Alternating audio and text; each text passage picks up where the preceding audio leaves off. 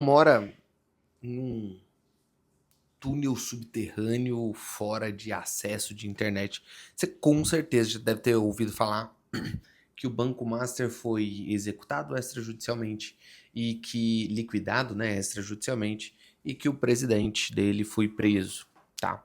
Ah, se você não sabe o que é isso, eu não lembro com exatidão como era, mas eu lembro levemente das propagandas que existia desse banco, que é o Banco Bamerindos, em que ele teve uma liquidação parecida. E todos eles passam por um processo um tanto quanto parecido de um grande boom, todo mundo conhece ele parece estar na boca de todo mundo, e depois ele desaparece. Edwards, o que isso tem a ver com o nosso tema? Com um leilão de imóveis. Cara, um dos maiores problemas que as pessoas não querem investir em leilão, que as pessoas não querem de alguma forma comprar imóveis, elas associam isso a um certo risco. E aí a gente tem duas grandes perspectivas para ver, tá? Ou você olha pela perspectiva de que analiticamente temos um risco menor, vamos dizer assim, ou você olha pela perspectiva de que, cara, literalmente qualquer coisa dá risco. E para iniciar essa segunda parte, que qualquer coisa dá risco, vamos analisar com calma isso daqui. Cara, eu sou economista de formação, tá? Eu passei muito tempo vendo questões ali relacionadas a investimento, vendo questões relacionadas a análise financeira e todas essas coisas. Um dos grandes, nossa, mas era um trunfo, isso sempre existiu, desde lá da época de 2012 que eu comecei a investir, era um forte apelo ao, cara, renda fixa, em sua maioria, é garantida pelo FGC. Se você não sabe o que é o FGC, é o Fundo Garantidor de Crédito. Isso significa que não importa muito o que você investe na renda fixa. Se for até 250 mil reais por CPF, vão te devolver o dinheiro. Isso sempre foi uma propaganda. O Banco Master, ele basicamente só ampliou isso, tá? Ele só basicamente falou assim, ó, cara, estamos pagando 130, 140, eu cheguei a ver CDBs com 170% do CDI, ou seja, CDI é a taxa interbancária, é basicamente ali a taxa básica de juros entre os bancos, que um banco decide emprestar para outro. Então meio que ele é o piso.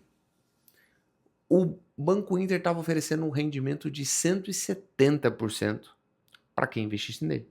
Cara, é um baita de um investimento, ou pelo menos uma rentabilidade.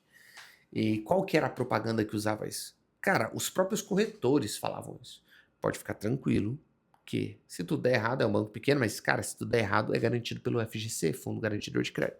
Quem que sustenta o Fundo Garantidor de Crédito? São vários bancos, tá? Todos os bancos eles se juntaram e fizeram um aporte lá para manter esse fundo. É uma forma de você ter ali uma liquidez básica no mercado financeiro para evitar um quebra-quebra. Mas a gente está falando que, pelas estimativas, que como o Banco Inter foi liquidado extrajudicialmente, significa que todo mundo que tinha um investimento lá dentro perdeu o investimento. E aí vai ter que ir atrás do fundo garantidor de crédito. A gente está falando de uma cifra de mais ou menos 41 bilhões de reais, tá? Isso é estimativa. Isso é para mais ou menos ali 1,6 milhões de pessoas. Só para você ter noção, em questão de perspectiva, tá? Hoje, no Brasil, tem 5 milhões de pessoas investindo em ações. Mais ou menos 3,2, 3,1 milhões investindo em título público e mais ou menos 2,7 investindo em fundo de investimento imobiliário. 1,6 milhões é um número muito expressivo para essa carteira de investimento, consideravelmente grande. Então, assim, a gente não sabe exatamente quais são as consequências desse quebra, porque outras instituições financeiras tinham investimentos nele e assim por diante. Mas o objetivo do vídeo não é falar para você de investimento, mas é para mostrar para você que a primeira perspectiva, literalmente tudo existe um risco. E eu gosto de usar essa perspectiva de risco, porque eu gosto sempre de pensar assim, cara, o que de pior pode acontecer com uma coisa? Quando você tira a questão, quando você entende verdadeiramente que qualquer coisa existe risco, isso naturalmente já te deixa mais confortável. Tá vendo? Uma renda fixa que é extremamente segura, é garantida pelo fundo garantidor de crédito, tem um risco? Que risco é esse, cara? Pode ser que o fundo garantidor de crédito decida não pagar todo mundo? Pode ser que outras instituições financeiras quebrem e não consigam arcar com isso? Pode ser, não estou falando que vai, tá? Estou dizendo que pode acontecer. Existe esse risco. Então, investir em imóveis de leilão também existe esse risco. É inevitável. E aí você vai para a perspectiva de qual é o máximo desse risco? O que de pior pode acontecer? Porque pensa comigo. Se você foi para a pior situação possível e essa situação não é lá tão ruim, você concorda comigo que se tudo der certo tá ok? Então vamos lá. Quando a gente fala de imóveis, a gente tem ali a perspectiva mais de longo prazo. É inevitável que você precisa, em sua maioria, quando você investe em imóveis pensando em patrimônio, você precisa ter um investimento mais de longo prazo. Isso para muitas pessoas é um problema. As pessoas falam, não, mas e o problema da liquidez? É o risco da liquidez, Edwards, porque a gente vive no Brasil. Cara, isso para 90% da população seria uma benção.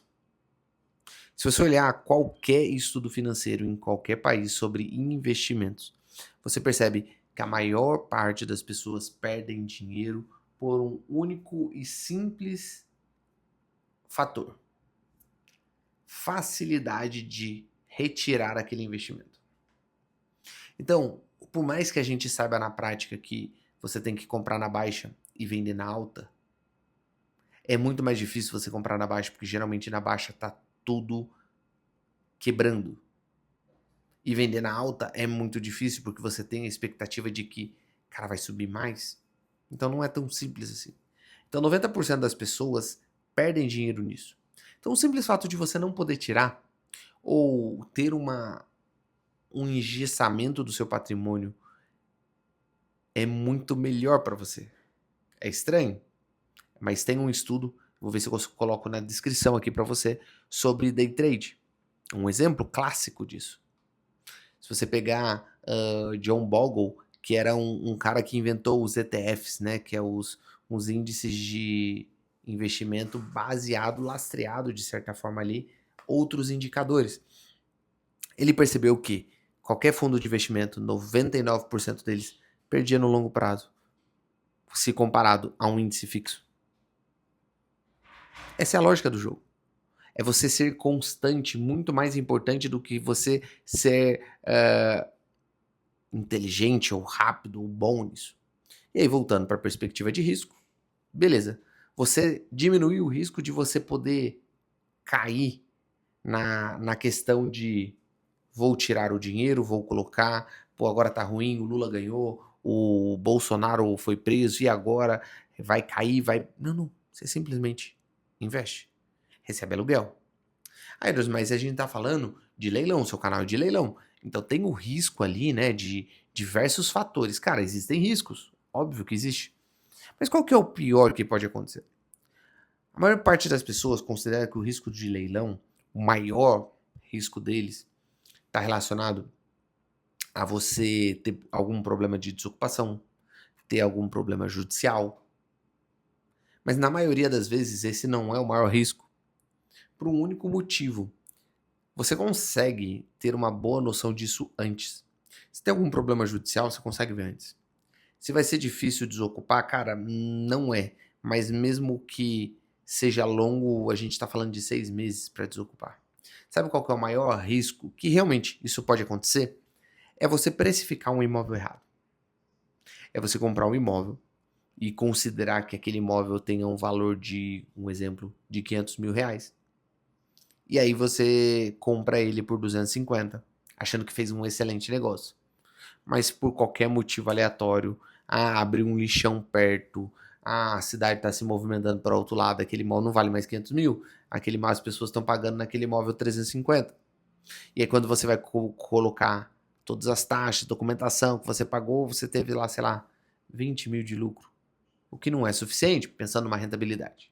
Mas, aí eu falo, Se o maior risco é você ter o seu investimento de volta, isso é realmente problema?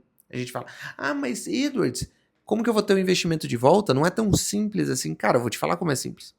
Você acha realmente que se você compra um imóvel por 250 mil, que vale algo entre 300 a 500 mil, se você oferecer vender este imóvel pelo mesmo preço que você comprou, você não vende? Cara, com certeza você vende. Não há a menor dúvida que você vende.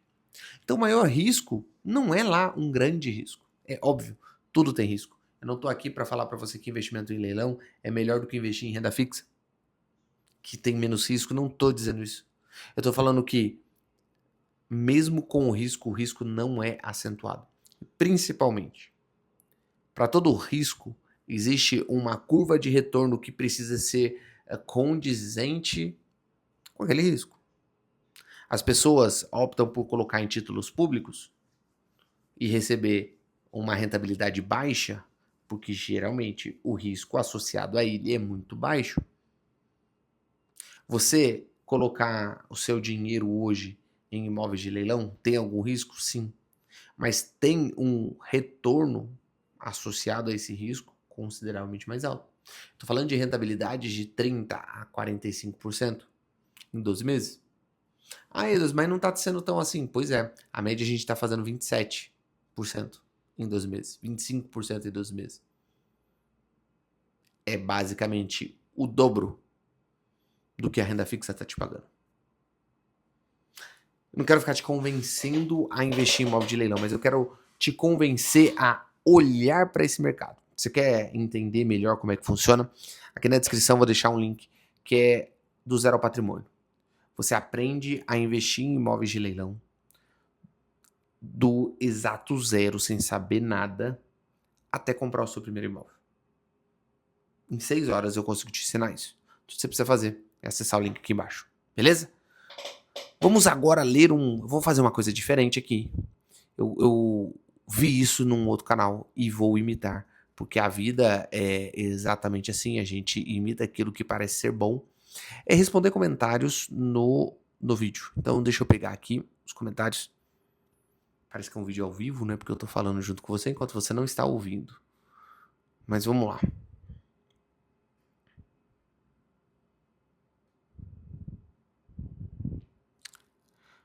Boleto já compensou o pagamento. Arrematei sexta-feira, indo para os próximos passos. Legal, olha só. A gente fez um arremate aqui, uma coisa interessante que você tem que tomar cuidado, são os prazos, tá? A partir de agora você tem, eu imagino que foi uma arrematação à vista, então não há problema com questão de prazo, você vai ter que fazer a escritura, pagar o ITBI e o registro. Fique bem atento ali com a questão do corretor credenciado da Caixa para fazer a troca de titularidade do IPTU, do condomínio, fazer o pagamento dos débitos próprio terreno que a Caixa pode ser responsável por fazer. Então, isso é uma coisa bem tranquila de fazer agora. Já aconselho, sempre que possível, ir lá dar uma verificada se o imóvel está desocupado. Cara, já pode adiantar esse processo. Quando a Caixa paga uma parte do condomínio, ainda assim, consigo negociar essa dívida com o condomínio? Consegue. É possível. Não necessariamente o condomínio é obrigado a fazer uma boa negociação com você, mas na maioria das vezes consegue, tá? Tive um cliente recentemente que ele ganhou um desconto de R$3.000 por pagar à vista. A parte dele era uma dívida de 14 mil, ele pagou 11 por pagar à vista. Eu, particularmente, prefiro pagar tudo parcelado porque entra no meu fluxo de pagamento. Então, 14 mil eu ia pagar no final provavelmente uns 17, mas ia ser uma parcelinha na condição. É o que eu prefiro. Condomínio, no meu caso, que prefiro pagar em condição, condomínio não aceitou de jeito nenhum esse pagamento, geralmente o que eu faço é deixo judicializar, porque na judicialização eu pago 25% de entrada e pago em 6 parcelas. Prefiro pagar isso, mas a longo prazo. Elogios. Arrematei o imóvel sem saber, paguei à vista, tinha um processo de anulação por falta de notificação. Agora estou desesperado, porque o morador não sai e não tenho meu dinheiro de volta. Estou desesperado. Vamos lá, casos de anulação como esse. O ideal seria você ter visto antes. Se você tem se o imóvel já está no seu nome, se já foi transferido para o seu nome, você pode tentar entrar no processo para mostrar que, cara, eu tô aqui, eu arrematei e não sabia de nada. Se não tá no seu nome, vale a pena tentar, não é garantia, mas vale a pena tentar você pedir o arrependimento por conta disso. Utilizando ali do seu direito de evicção de direitos. Então, toda vez que há uma decisão judicial contrária ao imóvel, a Caixa é responsabilizada. Usualmente eles esperam dar o trânsito julgado, mas não custa nada você tentar para você pegar o seu dinheiro de volta, né? Arrematei o apartamento do mesmo condomínio que já moro, que facilitou levantar informações, mas já tinha inquilino. Quando passo a receber os aluguéis? Após a carta de arrematação ou após o registro? Devo me preocupar com a disponibilidade da matrícula? Se foi à vista e a modalidade é extrajudicial? Essa é uma pergunta interessante. Quando que você faz jus ao recebimento do aluguel? Olha só. O certo de verdade é a partir do momento em que a escritura está no seu nome. Aí faz jus ao recebimento de aluguel. Porém, por uma questão prática, eu já costumo considerar e já falar com o inquilino que está lá no momento que eu arrematei. Geralmente vai ter alguma data de corte ali que a gente combina, mas eu já alerto o inquilino para que ele não faça mais pagamentos para um antigo proprietário, porque o antigo proprietário não tem mais direito nenhum sobre o imóvel. Vou te dar um exemplo. O aluguel vence todo dia 10. Eu arrematei no dia 20. Eu não vou falar para ele me pagar o aluguel do dia 10. Eu vou falar, olha só, o imóvel é meu agora. Próximo dia 10, já vou passar o contrato para você. No próximo dia 10 você vai fazer o pagamento para mim, não para o inquilino. Para evitar esse joguinho de inquilino com o antigo proprietário. Fechado? Por esse vídeo é isso. Espero que você goste. Coloque seus comentários ali, perguntas, porque isso vai ajudar nos próximos vídeos. Nos vemos no próximo. Aquele abraço e valeu!